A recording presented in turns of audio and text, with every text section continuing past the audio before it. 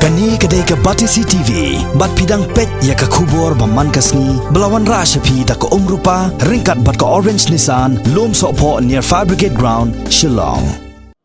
Haka arpulai terik mentau benai no pra arajar kat pra. Keken hon Shillong kat arsenong krang. Kala pelong ya ke Jingïakob Mareh thong bat ke Jingjngai cycle. Halor ke pang pedeng ke baong Haka English, ke baong run with a human touch. Lasdang ya kini ke Jingjngai Mareh nak kendai lat Shillong. Haka bala kawe ikalama kom kadak ke jing pensedang ikani dau nong aibon jong menteri rang ba ke jela u alan tri dekhar u bolong ru u general secretary jong keseng United Democratic Party ringkat ke jindan lang u MLA barem jong suara u ba titus khain kinong ya Mareh ba nong nya cycle hakani kesngi kilaya ya kerenti ke Jingjngai hadu san pulai kilometer haka ba kila Mareh ba nya cycle lengba ke senong upper Shillong tengar mau jerong mau ra hadu war krang.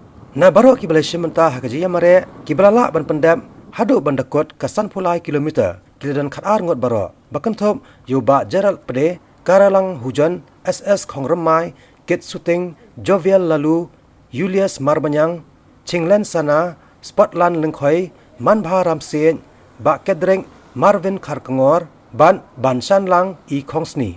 Na kinongnya cycle part kibala pendam hadu kabakon kikin thop yu Akash Joshi Rohit Kachari One Lam Marwen but Freddy Karbuli. I am very happy to be part of this event. Just the other week, on the 14th of December, I was also part of the cycling race from Lat Moreng to Nong Khnum. These events tend to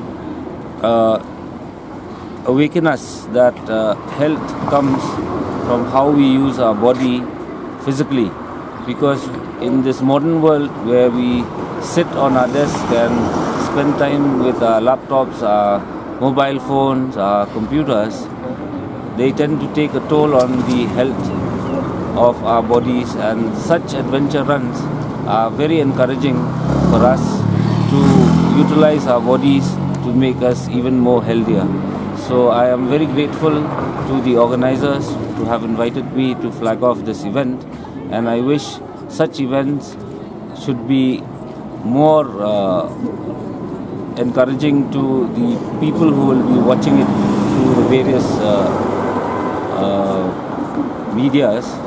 And I wish the organizers that they do this more frequently in order to inculcate that habit for the population to start learning that we need to be physically active in order to be healthy and not be dependent on the healthcare system.